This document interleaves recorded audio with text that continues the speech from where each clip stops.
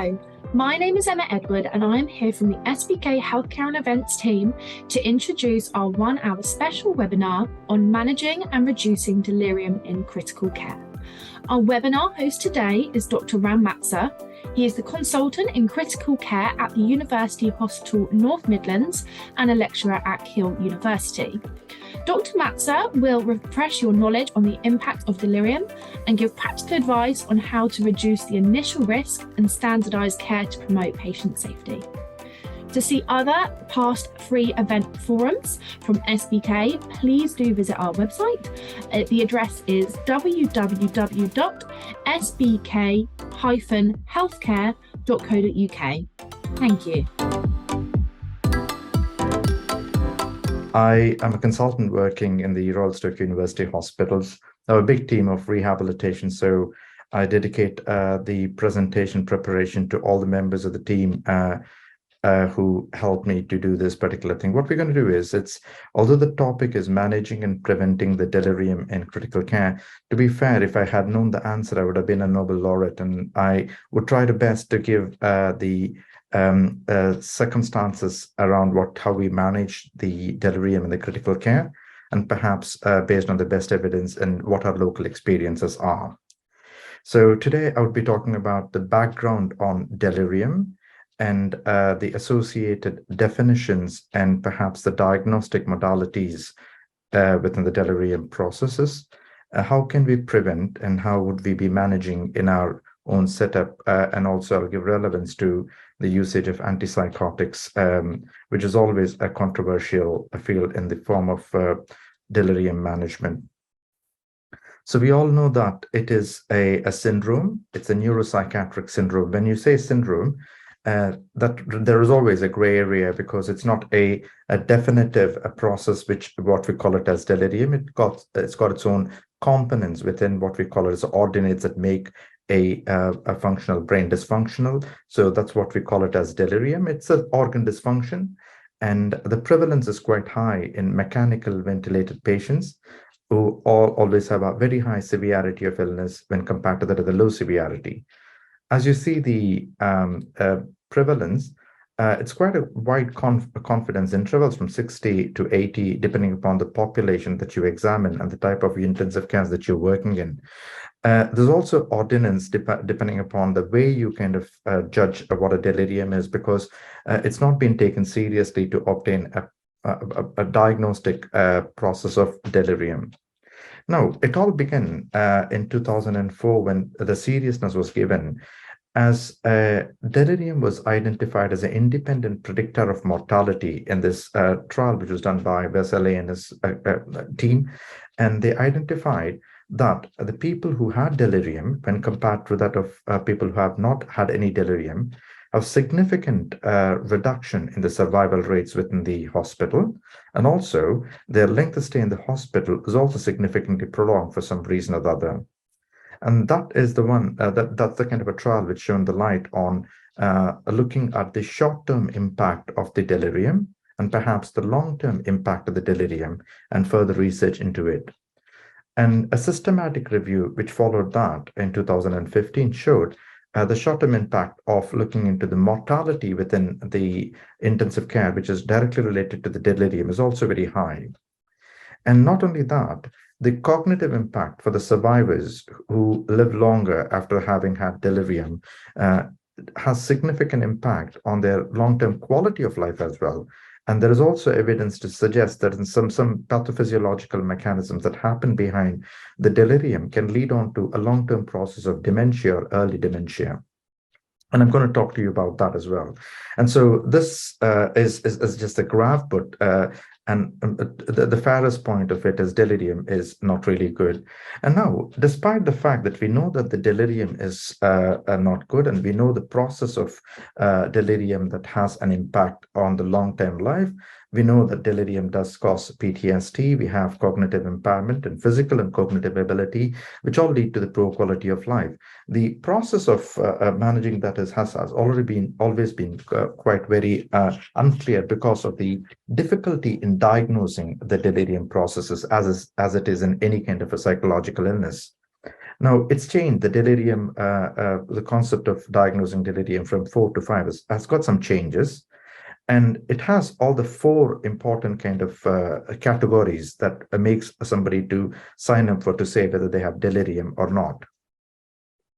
The first is in terms of criteria for delirium as per the DSM-4 or the criteria that we usually use, and that's what is being compared across to your CAM-ICU testing, has 3 important components which has the disturbances in it. One is the attention. So they should not be in a position to distract from yourself when you're talking to them. Say, for example, if you're talking and they kind of doze off, and that's a lack of attention. And that has a brain processes which is functioning to make them too attentive to you. And again, it has got some functional brain aspects which makes them to be aware of the surroundings, as well as the cognitive aspects of it, which I'll talk to you about in the pathophysiological processes. Now, when you see somebody having a disturbance with attention, awareness, and cognition, and that particular disturbance should have to happen within a short span of time. This is how we differentiate a delirium from a long-term psychosis, which happens over months to years, whereas this happens quite within a short term. And that disturbance, obviously, the third category should not be explained by the pre-existing. Say, if somebody already has schizophrenic with a psychosis or a bipolar disorder, presenting with acute anxiety disorder, those things should be slightly, they present slightly different from the delirium. They should be excluded from the delirium. So that's an exclusion category, which is also included in the criteria for delirium. And perhaps the disturbance of the neurocognitive syndrome should clearly be explained by the underlying physiological consequences of an underlying medical condition, say, for example, sepsis or underlying process of renal failure or whatever. So therefore, the organ dysfunction should be explained by what is going on within the kind of a body system, maybe withdrawal or whatever.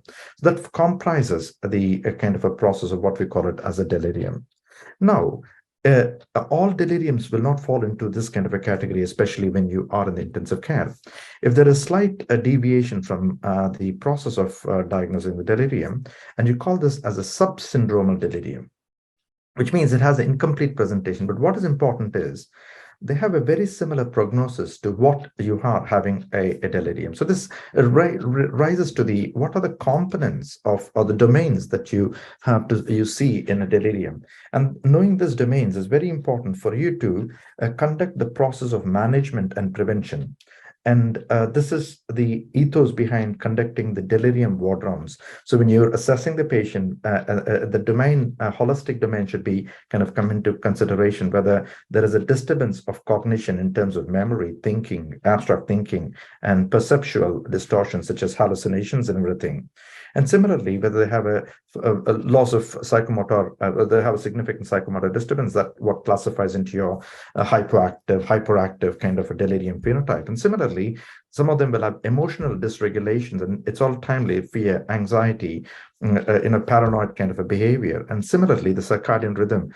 And you might have noticed in your kind of unit, some people would have had a nighttime psychosis, which is not unseen. And there's a category of the patients who present with nighttime psychosis, and that is related to the sleep cycle disturbances.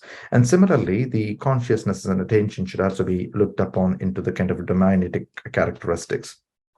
No, having known the kind of a process of delirium, why does this happen? So if you look at the historical reviews from the Nature journal, they put everything down to what we call it as a neurotransmitter imbalance. As a neurotransmitter imbalance. But this neurotransmitter imbalance can happen because of underlying processes, whatever it may be, the hypoxia or metabolic derangements like uremia and things like that, that can cause a altered cerebral metabolism, which reads on to the neurotransmitters, which make us to be awake and sleep and those kind of things to be changed. And sometimes the drugs can also lead on to the neurotransmitter imbalance. And sometimes systemic inflammation, what it does cause is alters the blood-brain barrier for leaking of some of these cytokines into the brain. And now we do know that measurement of the CSF cytokine levels can show the possibility of a delirium occurrence in some kind of an individuals. So therefore, whatever happens, the end result is the neurotransmitter imbalance or a disruption is what was alluded to be the kind of processes. And therefore, they looked into the various amounts of the neurotransmitters. They have a surge and transmissions, everything that put together found will lead on to the delirium. And therefore, we thought we can start giving antipsychotics and treat the patients effectively, but it's not working very well. Therefore, we need to think about what else is happening. So therefore, the final common pathway is the presentation of a manifestation. So therefore, the antipsychotics is like treating the fever with paracetamol as opposed to what we are having underneath. Therefore, it's always important to understand the process which is leading on to the final common pathway. Now, when we talk about the final common pathway, one step before the final common pathway, the neurotransmitter, is what we think is a brain injury mechanism. So therefore, the inflammation that happens within the brain, which causes the blood-brain barrier a bit more leaky and cause the holistic inflammation of the brain. And so therefore, the tried statins, but again, that didn't work. And so the reason why that kind of things is about the adaptive process of rehabilitation is also important. Now, having known the neurotransmitter imbalance is one of the causes, and it cannot be explained by other kind of processes, we now know, looking at some of the experimental models and the sepsis encephalopathy models, there is also brain network disintegration, which is the wires which is connecting the various aspects of the brain, is quite disruptive, and therefore the leading on to inappropriate thinking processes and resurgence of the neurotransmitters that happen within the kind of a brain box, which can also lead to the delirium with all the systemic triggers that kind of functionally happen. Now, what I explained is the three main components we know for clear is happening within the brain box is all aligned. So we know that the inflammation causes the blood-brain barrier dysfunction, which is in contrast to the normal brain would not be happening. So therefore, the leakiness of the blood-brain barrier can allow several other cytokines to come into the brain box and causes changes. And also looking at the biopsy specimens of the microglia has spine density, which is quite looking like they're just kind of producing more than what they normally produce. And that leads on to the neurotransmitter dysregulation. So these kind of a process happening in the brain. So, but why is that it's not happening to everybody is the kind of a question that's raised. And this is also important when you're thinking about preventing as well as treating the kind of patients. And we now have had a good amount of risk factors, which leads on to the process which I explained earlier. The common risk factors that happen in intensive care, as you know, are the electrolyte disturbances, the fever, you have sepsis, you have the pressors requirements, and they are also on different medications that kind of change the perception of the brain box and the neurotransmitters like benzodiazepines and anticholinergics, shock state, low blood pressure, everything can lead on to.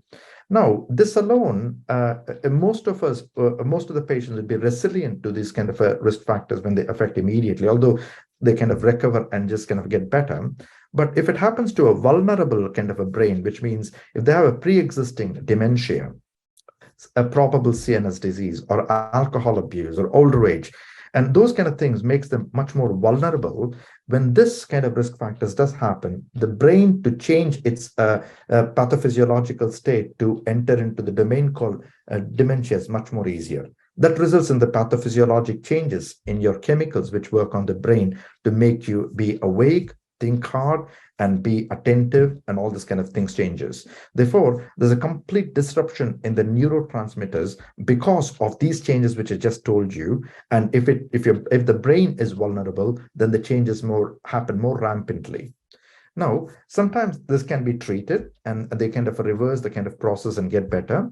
But if you leave it for long, the duration of the delirium has a significant impact because the damage happen within the brain is long lasting, and therefore they eventually lead on to the dementia. This is what is explained in this kind of a process, which is explains a vulnerable brain theory. And therefore this is the kind of a scope of our today's lecture, where the prevention is absolutely necessary, where you are looking at a vulnerable brain, which is the patients with the assigned risk factors, and when they are introduced to the precipitants, they develop delirium. Sometimes if they're not vulnerable, all, they develop resilience and they develop no delirium. That's good. But the duration of the delirium is directly linked to the amount of precipitant, how hard the precipitants hit on the background of your predisposing factors, or what we call it as the non-changeable kind of factors. If this is leading on to lots of neuroinflammation, it leads on to long-term processes, which includes dementia and etc. Right? Now, having to know that the treatment has always been difficult. So therefore, when I talked about the pathophysiological processes, and knowing that would have a better undermining knowledge of why we should be preventing this kind of a process, at the same time where we need to be managing the kind of processes. Thinking that we understood it better, we started doing many trials, starting from sedation trials, your Dexmedetomidine and your antipsychotics and everything. But we are not really winning the race at the moment. So therefore, so far, so good. The drugs are not in a position to be clearing of the delirium as of date. And the reason, because the delirium is now, as we learn more about the pathophysiological processes, we now know the delirium is a very wide heterogeneous spectrum. Now, when I talk about the heterogeneous spectrum, it's not about the end result that we are looking at, the neurotransmitter dysregulation, but the process that leads on to it is also to be considered, because unless otherwise we treat the sepsis, you can't treat the fever, and that's a kind of a processes. And therefore, there's an urge to learn about the clinical phenotypes, or what are the different types of manifestation. Would a disease which is leading on to delirium is much more easily treatable than other diseases? A question that's kind of raising. We do know the clinical phenotypes of hyperactive, and mixed already there, and of which hyperactive is the worst prognosis and hyperactive is better prognosis, and most common is your mixed that you kind of normally see in your kind of intensive care. Now, we also know after the Mind ICU trial, which is published, we have, they looked into the process that leads on to the kind of a sepsis. So they identified hypoxic delirium, the people who predominantly presented with hypoxia and shock that led on to delirium. And similarly, the septic delirium, the sedative delirium, which is if you stop the sedation, they are delirious for a period of time. Right? If it lasts for more than 2 hours, it calls a persistent delirium. So you have, it's called as the sedation reduction delirium kind of a process, and you have that, and a metabolic delirium. And what they identified is the long-term prognosis of the metabolic delirium is much better than the other kind of delirium. Anyway, that's still quite infantile, but we kind of started looking into the process of what is the cause of the delirium, and therefore you put the treatment strategies appropriately to those kind of processes at this point of time. So now, having known an introduction about the process that can lead on to the delirium, then we have to execute into the management processes. It's a very simple concept of management processes is this. You have to identify the disease, whether it's delirium or not, and then you have to prevent in people who it can be prevented. And generally, technically, it's called primary prevention, which means if you are developing a heart attack, before that, you stop smoking, your cholesterol reduction, and before getting, that's the primary prevention. Or if you have already diagnosed with the delirium, you can secondarily prevent so that you progress, you're not kind of increasing the duration of delirium, or a resurgence of delirium can be prevented by some methodologies. We'll see how it is. And also what we call it as a definitive management. I wonder if there is one thing called definitive management, but it's a combination of things. So now identification, we're all very clear about the identifications tools, and I'm sure most of you would have come across the CAM ICU as well as the ICD-SC, which is quite followed in some units, but not in us. We follow the CAM ICU testing. And the new CAM ICU testing is adapted from the 2014 change in the DSM-5. So you probably are very well aware of this. The CAM ICU, you have a future one, is the acute onset of fluctuating course, where you diagnose whether the patient has got any changes in the mental sector in the last 24 hours, as by the level of consciousness and everything. And then if you have an inattention, which is very simply you kind of asking them a kind of a question to hold and grip the finger whenever you listen to the letter A. So that shows whether the patient is attentive to other kind of a person. That has a very scientific kind of background behind this, because certain wires which connect your kind of attentiveness to you have to speak, they have to listen, it processes, and then it kind of comes back as attendance. So therefore, that's a very important test. The minimum errors is 2 in that kind of thing. And you also would have known about the altered level of consciousness, which is the anything above 0, you call it alert. Anything less than 0, you don't call it alert. And so therefore, RAS is positive in that kind of situation, you call that as delirium. And similarly, your process of organized thinking, whether you learn it kind of a behavior, where you kind of know this is correct, this is wrong, in your kind of a way of just doing that, and you organize your kind of a thought process, like floating, whether the fish live in water and things like that. And so sometimes if they are unable to speak, you can just ask them to hold 2 fingers and ask them to repeat the same another 2 fingers to check whether they can do it, and that may be in a position to sort out your disorganized thinking. Now, the CAM ICU is very simple. It just takes about 2 minutes for you to do, and it is very well validated only if it's done on a recurrent basis, which is at least 2 times a day or at every shift. It does have a very high sensitivity and very high specificity, but the problem is it can give you a dichotomous answer whether the patient is delirium positive or not. You will not be in a position to distinguish the clinical subtypes, and unfortunately, you cannot establish the degree of delirium. And similarly, the ISDC is quite complicated when you kind of start. It's got a lot of learning in the kind of processes, but it does diagnose subsyndromal delirium, but we don't use that regularly in our unit, but I'm sure. And if you put that kind of a test on various kind of things, then you can see the agreement rating is reasonable with that can be done by physician, resident, and the nurse, and both the kind of a test reasonably can be done.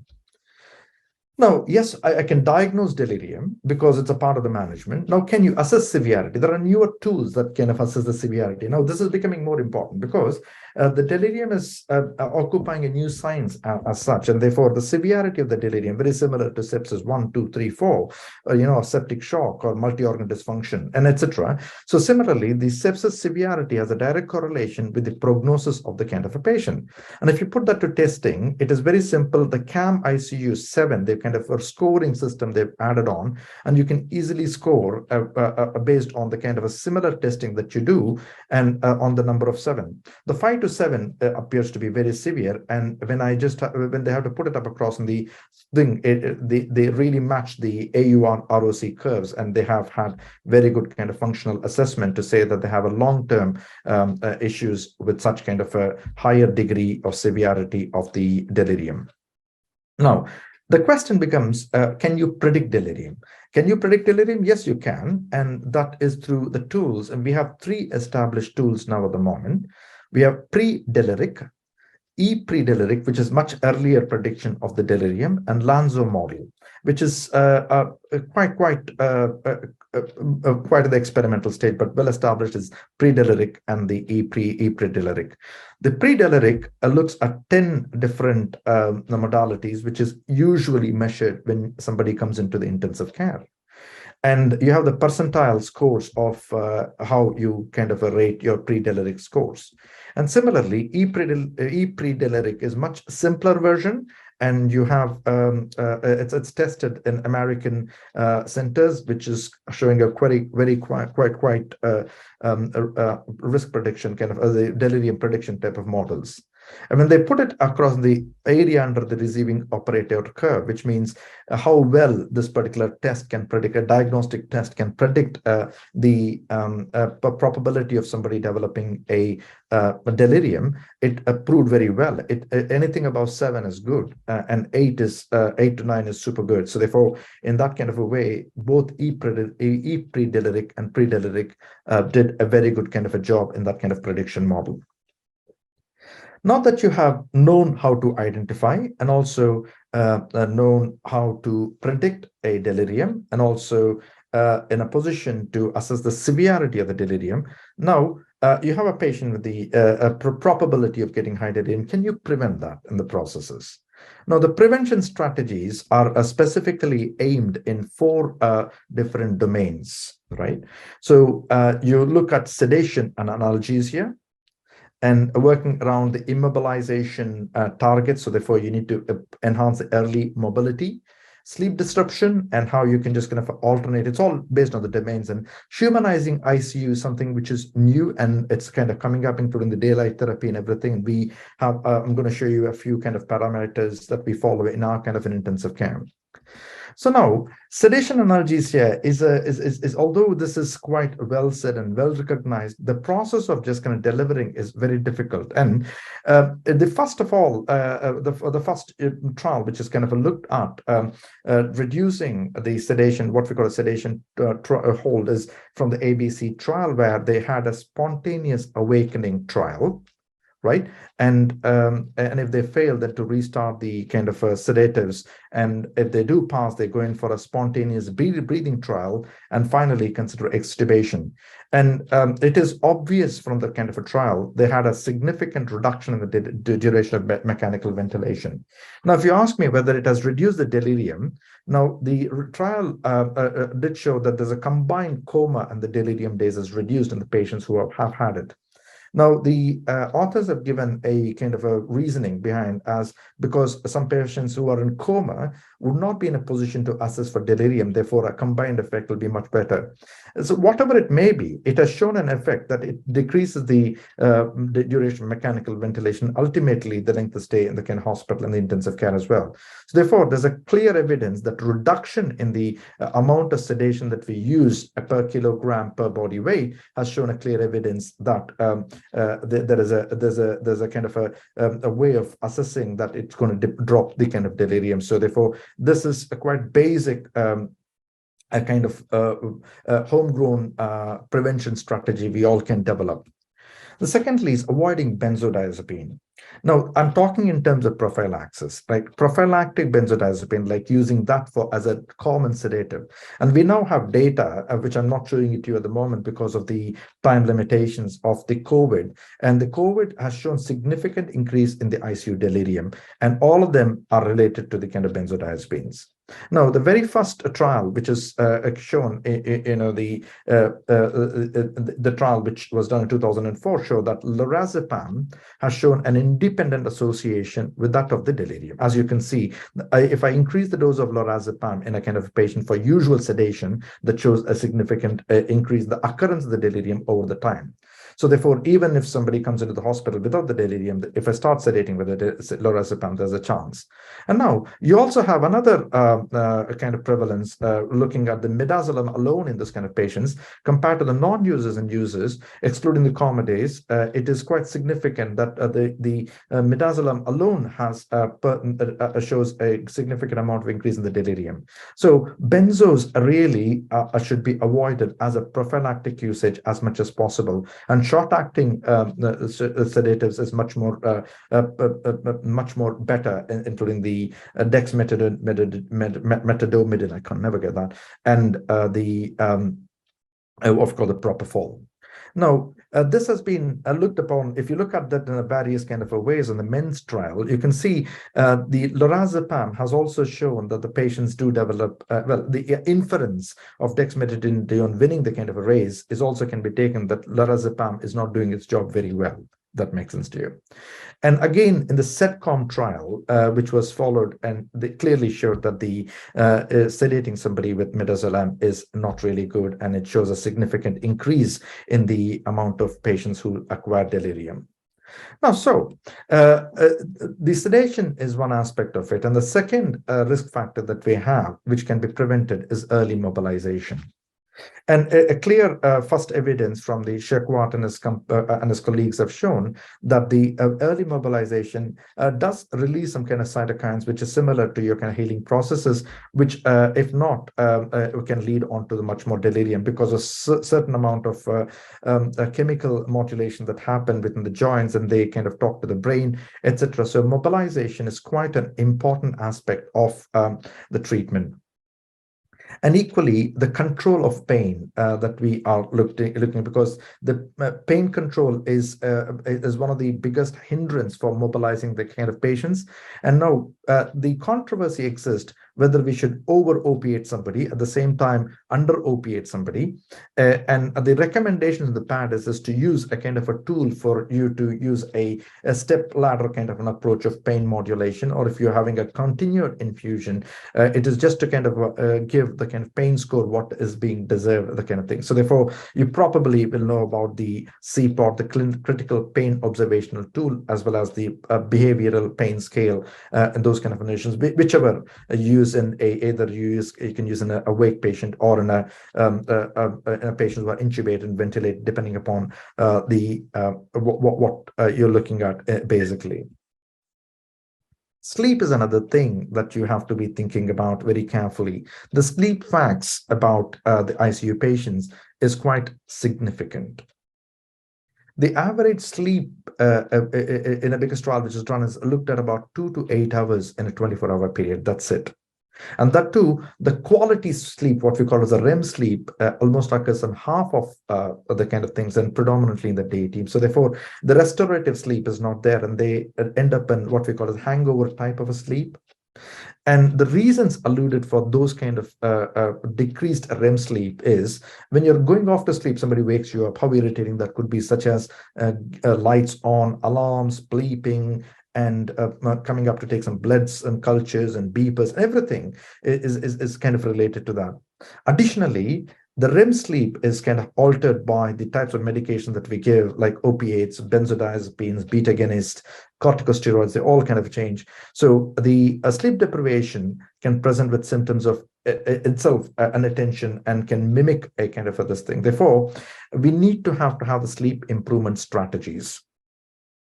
Some of which we have, the sleep improvement strategies, are the earplugs and the interruptions to monitoring the kind of sleeps by the sleep chart. That's our sleep chart we have, and based on which we can alter and titrate and monitor our kind of a patient's sleep and question why it's not happening. And if requirement do occur, then you can either induce a sleep, or you can think about whether you want to maintain a sleep. Those kind of things will categorically come into the picture.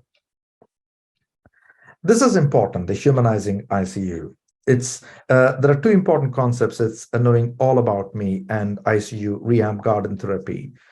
And when a patient has a propensity to develop a delirium, some of the important factors is a new kind of an atmosphere, perhaps dealing with different kind of a dimensions going through and stuff like that. And therefore, it is very important to give them a kind of a safe ambience where patients do know about what they are. And for us to know about what they are, we need to know about the patient, what the languages they speak, what they would like to be called, whether they have hearing aids, how the cognition usually is, and what their mobility is, and what their sleep and rest routines are. Sometimes some people are night workers and day workers, and things that are important for them to consider. For example, the pets they would like to have. Sometimes people hate pets, and therefore this kind of a chart, which is designed by our occupational therapist, would be helpful for us to know about what it is, and then we can just kind of do that thing. And this is our own rehab garden. So they have the daylight therapy, come out and just gonna have a kind of a therapy type of an atmosphere and greenery, and the families can sit. You can see that some of the chairs there for the families can sit and just have a small party with the kind of patients. That also can happen. That humanizes the kind of a processes. So therefore, just revising about the prevention strategies, what you need to concentrate is about the sleep, avoiding benzos, making sure that the patients are optimally analgesied, and perhaps try and prioritize the early mobilization. For the early mobilization strategies, units have to develop their own kind of a way of when to mobilize, when not to mobilize. We divide our patients into acute, subacute, and recovery stages, and they have their own kind of a range of movements in acute and subacute. They're just going to have a sit on the edge of the bed, and the resistance kind of movements, and similarly the recovering patient, much more harder kind of thing. So therefore, the physiotherapy kind of a delivery changes in kind of patients that they have.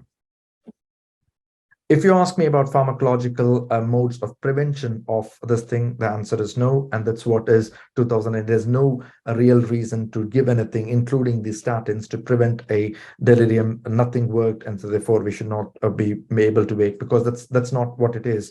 And the delirium, as we now understand from the process of understanding the pathophysiology, is the end result of so many things that is happening. So there's no point of just preventing and making sure that things are not happening. Now, the management, once we do things which prevent, and the management is much more complex. And because the management, again, the non-pharmacological methods of management is much more better than that of giving hardcore chemicals, which are poison. So therefore, and that is very well seen in the 2015 meta-analysis of the multi-component non-pharmacological delirium interventions significantly supersede the pharmacological interventions by any means. And the way we have to think about managing the delirium is by conducting the delirium ward rounds. There are two important facets to the delirium ward rounds conduction. One is that you have a continuity of care of a consultant who's interested in delirium to just make sure that this has been followed and appropriate drugs are kind of maintained and given. Number two, you'll also be in a position to reassess and say change any kind of investigation that needs to be required, and also would be helpful for long-term follow-up of such kind of delirium patients when you are informing the general practitioner through your rehabilitation prescription. The process we conduct the delirium ward rounds is starting with what we should have to be preventing non-pharmacologically. So certain things such as repeated orientation.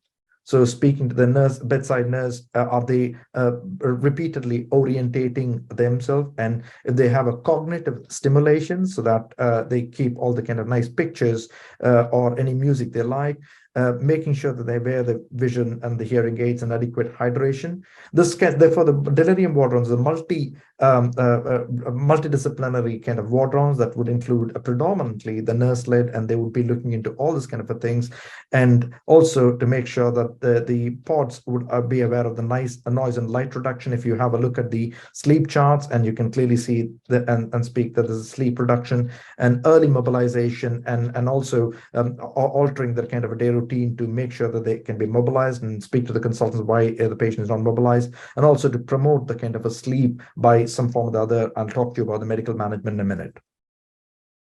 And also the ward rounds should also consider these 6 kind of cohorts, such as whether there is any sedative hypnotics that can be changed, any narcotics that can be changed, anticholinergic agents if they are there, to avoid corticosteroids if there is no need for reduction, treatment with multiple drugs, and also alcohol and drug withdrawal history. And the usual correlation, the medications that commonly have a high anticholinergic activity should be removed, such as amitriptyline, if the patient is not controlled with your kind of a usual management of the delirium. So there is alternatives which has been written, and probably you might be having the handout that you can just kind of see what alternatives that you can have instead of giving the medications which can induce your anticholinergic activity. When we come to the pharmacological treatment, you only have 2 drugs at this moment. One is alpha-2 agonists and the antipsychotics. And the use of melatonin as a reduction in the delirium has been ruled out after the Rameltion trial, especially in the ICU. There's no chance. But however, the role of melatonin still is there in maintenance of the sleep as a cause for the delirium occurrence. Now, alpha-2 agonists, we predominantly use Dexmedetomidine, although we don't use in the country UK. And what it does, it's a selective alpha-2 adrenergic agonist. And but what I mean by alpha-2 agonist is it's got some specific characteristics which can decrease the kind of a pain and much more better cognitive impact, and etc. At the same time, doesn't cause much of sleep. And now the similar drug, which is very similar to dexmedetomidine, is clonidine, but the affinity for this alpha-2 to prevent the delirium is significant. It's about 8 times more. You can see it's 200:1 receptor, and that's 1600:1 receptor. Now, the actions is predominantly based on the release of norepinephrine is inhibited. And therefore, the addressing the delirium kind of a processes is fine. And this is one of the reasons why dexmedetomidine is also a very good sleep inducer and then causes good sleep. But the adverse effects are bradycardia, hypotension, and sometimes you get hypertension because the rapid administration called alpha-1 agonistic activity. See, these are the roles of dexmedetomidine. So it causes sympatholysis, analgesia, anesthesia, anxiolysis, and cognition, which is all we use for the delirium. And because of its other alpha effects, it can also cause drug withdrawal effects and things like that. So therefore, it is quite a multimodal kind of a drug when you look at the chemistry. But when you put it to the practice, it has a differential kind of an effect. We don't have a significant, a posthumous kind of result with dexmedetomidine alone. But therefore, because of the expense, which is curtailing our kind of a practice, we start using the clonidine, which is relatively significantly inexpensive. And the only difference between these two is the affinity for the alpha-2 is quite higher in dexmedetomidine. But we do not know whether if you need that amount of affinity or whether the delirium can be cured with less affinity by increasing the dose of clonidine. Its answer is still at the kind of moment known. However, there's one trial which used dexmedetomidine has shown a significant ventilator-free time in patients with agitated delirium. This is the process we all get into trouble. So at in the beginning, when you start stopping the sedation, and suddenly the patient wakes up with all anxiety and everything, and therefore you go on increasing the kind of a propofol or whatever it is. That's the usual kind of trouble we have, isn't it? What can we do for agitation? Because it can pull the tube, and that's dangerous to the kind of patient, and etc. So if there is agitation, then in which case you can use dexmedetomidine, and that is also been suggested by the PADIS guidelines with a low quality of evidence recommendation. So we use that instead of dexmedetomidine. We use clonidine, if that makes sense to you. That's what we use in our kind of a unit. Always in the management, don't forget the sleep, because the sleep is much important. And the drugs that you can try to give in patients with delirium in the sleep is predominantly quetiapine, trazodone, because it has got both the anti-psychotic effects, and also it can curb the sleep much more better in the kind of a patients with in those kind of things. And thirdly, Dex, if you can afford, that also has a very good kind of a sedative effect that can promote sleep. And melatonin, we are seeing a very good effect with the melatonin. I start with 4 milligrams and upwards, and the recommendation they go up in France is about 10 milligrams, which is used in the melatonin trial. And again, the routine use of haloperidol and atypical antipsychotics to treat the agitated patient is not recommended. However, in clinical circumstances, when you feel that the patient is going to endanger themselves, you still use an antipsychotic. The choice would be between haloperidol or the rest of the antipsychotics, which we do not know at the moment. And try and avoid benzodiazepines in these kind of situations, because haloperidol is much a better drug in terms of not giving haloperidol.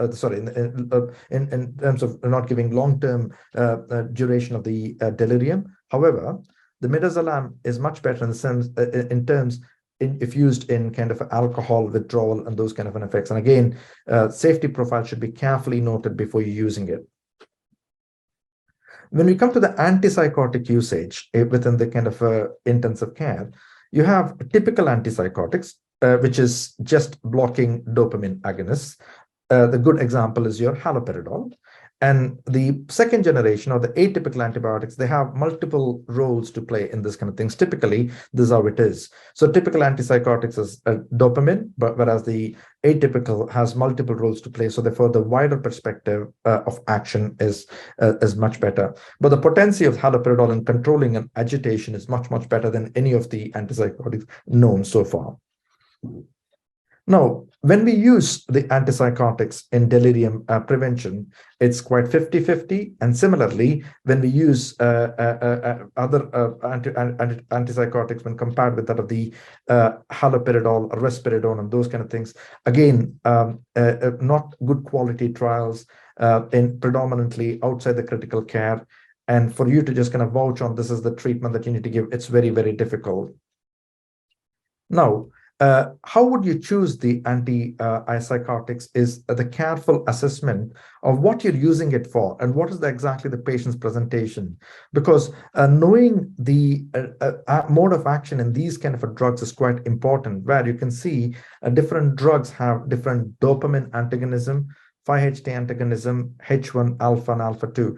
The reason because it doesn't mean that if the patient does not respond to one drug, they will not be responding to another drug, because the brain has got a lot of reasons why the patients appear delirium. Maybe they have excessive alpha 2 issues, or they have histamine receptors are overactive, and serotonin receptor issues, or serotonergic or dopaminergic. So therefore, conventionally, it was just thought it was dopaminergic. So therefore, we used haloperidol or chlorpromazine. Now it is multiple other receptor also release issues that causes the thing. So therefore, you need to be flexible to change the kind of drugs based on what you think is working, what you're not thinking is working. You also choose the antipsychotics based on the half-life. The shortest acting and the peak would be risperidone and quetiapine. The rest are long-acting, so you don't expect the olanzapine to be starting now and then you can get an action immediately. So therefore, you need to have kind of an idea. Again, you need to think about which patients have renal failure or hepatic adjustment you require. You use them very carefully, which is why if you have a delirium ward rounds on a regular basis, you can carefully consolidate what you're dealing with, and then you can repeatedly prescribe what is working, what is not working. The antipsychotics also have some side effect profiles, which includes extrapyramidal symptoms, which is very, very common and in elderly. So therefore, I've given you the tabular column of extrapyramidal, which causes more sedation, which causes orthostatic hypotension, anticholinesterase, neuroleptic malignant syndrome, or QTC prolongation. These are the common side effects. And the respective drugs will have, differential kind of things. You can see the quetiapine and the olanzapine are good for sedation. If the patient is not sleeping, you can use them. And at the same time, they have a low extrapyramidal. Supposing if you have a very high orthostatic hypertension, it's not very good to start risperidone in those kind of patients. And that's how you kind of choose what medications that you do. You also have to look at the long-term impact, and I've written the drugs which has got a propensity towards a dyslipidemia, weight gain. Olanzapine is nasty for diabetes and weight gain. You have to be careful when considering that. Whereas when you think about ziprasidone or risperidone, it has got very less effect on diabetes. But this is your kind of a profile picture. So therefore, selecting your kind of a drug, it's like selecting what antibiotics you need to choose for what bugs, and therefore you have to carefully create. And this is from the American Family Physicians, which published in 2000, which stands as a quite good kind of a things to see what it is. And this is our kind of ward rounds kind of a basis. So therefore, these are the questions that we ask. So that the patient has a history of alcohol consumption. If there is any hallucinations, then that is much more towards your alcohol withdrawal syndrome. Then you start benzodiazepines and things like that. And supposing if you see a patient with a history of psychosis, you use antipsychotics and ask for the psychiatrist. And if you have a patient with psychoactive medication, then you have to consider the home treatment. And similarly, the opioids and where the patient complains of sleep deprivation, you think about dexmedetomidine and things like that. And that's how you kind of a framework. And this is your kind of a chart that goes on very well within your kind of a process of ward rounds in your delirium ward rounds. If that makes sense to you. This is our kind of a chart that we use to see exactly to the gentleman who was asked, the lady who's very kindly asked. So if there's agitation preventing the extubation, we look if there's any kind of cause of withdrawal, and based on that, you kind of choose which direction you have to go. And this is what we kind of follow at this point of time. So this is also an antipsychotic summary that we generally given broadly in the kind of a medication history to kind of give you an overview of what common drugs that we use, like haloperidol, risperidone, quetiapine, and olanzapine, and the commons that are associated with that. So in summary, it's an organ dysfunction. So early diagnosis and prevention should be the strategy. Obviously, there's no clear evidence that dexmedetomidine could be used, but for agitation only. You got to stop benzos other than the withdrawal states. And as you put the question correctly, an antipsychotic use should be directed towards that kind of patients. And these are the things that we use as our kind of modalities to prevent the delirium and the early mobilization based on what we are doing. And you can see that's the team that I work with, and all the process that's happening to prevent a delirium as such. Okay, thank you. Thank you so much, Ram. And there was so much information that you've managed to pack in such a short period of time. So we'll be sending out all of his slides as well, so that you can follow along. And actually, this reads really nicely onto Katie asking about the percentage of ICU population. She says, what percentage of the ICU population would we say are at delirious at each level? Right. And this exactly is the reason why they are kind of delineating the phenotypes. Now, traditionally, historically, from the biggest study ever done on this thing, they've identified 60 to 80% of mechanical ventilated patients would have delirium. Now, that's quite primitive. And now it's kind of coming down to about 40 to 50%, because now the approach and the diagnostic modalities is much more getting better. Now, this is, if you qualify them as a high-risk population, your incidence of delirium or prevalence is very high. Whereas in a low-risk patient, say, for example, in the post-operative surgical kind of patients, the incidence is only between 20 to 30%. That too, in those kind of patients, if you have a vulnerable population, where I showed you the 4 different things, which has previous dementia, old age, and all these kind of things, which if they are having, the insult of anesthesia or pain, whatever it is, can lead on to delirium. Thank you. So Diana Robinson says, in regards to opioids and stopping them, she says that this has to be done very gradually. So what can you do during that time of 6 weeks or maybe more? Can you repeat the question again? Sorry, Vanessa. Of course, yeah. So regarding opioids and stopping them, Diana says this has to be done very gradually. What can we do during that time of 6 weeks or maybe more? The titration guides are there in the icudelirium.org website. And basically, it's a careful titration that you do. And the process of replacing the opioids is quite carefully calibrated.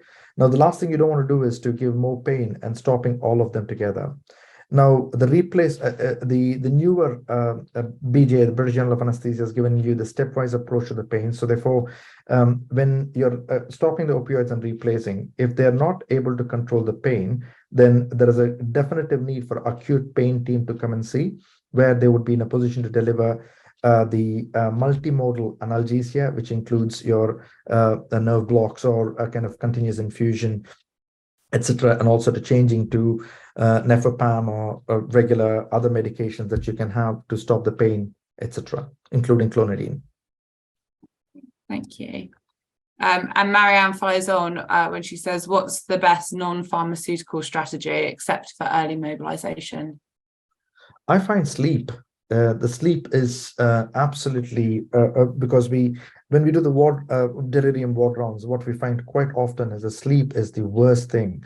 And once we start making them much more better sleep, and you can see the delirium slowly gets better, you always have some kind of a patients who are very, very resistant to any kind of thing that you do, and they remain delirious.